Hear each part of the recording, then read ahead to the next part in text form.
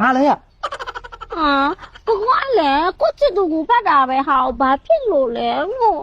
နေဘလို့ဖြစ်လာလဲဘလို့တိုင်းနဲ့ငါ့ကိုပြောနေရလဲလို့ ကိုပဲချွတ်ချွတ်တတာချွတ်ချွတ်ပြပြလေးပြောတာကြိုက်တယ်ဆိုအဲ့အကြောင်းမို့ချစ်ကအလိုက်သိပြီးတော့ပြောပေးရဟာကိုကလည်း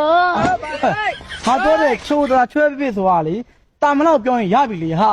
နင်ကအခုကလိုအားထက်ကိုပို့နေတယ်ဟာချက်စီအကြီး ကိုကလည်းချက်လေးကချွတ်တယ်လို့ချွတ်ရလဲဟာနော်ကိုနော်ကိုနော် ဟာလမ်းပေါ်ကြီးမှာနော်ဒီမှာတခါတည်းဟိုမှာတွိုင်းလိုက်နဲ့ကြောက်ဝိုင်းနေချက်စီအကြီးဟာနင်ကလေ ကိုကလည်းဘလို့ဖြစ်နေရလဲကိုကလည်း ငါဘလို့မှမဖြစ်ဘူးနင်ဖြစ်နေတာနင်တိုင်ယူနင်ပြင်လိုက်သမ်းပါလားလို့ ချက်လေးပြောတယ်လို့ပြောတယ်ဟာကိုကလည်း နင်ရှက်ငါရှက်တယ် ကို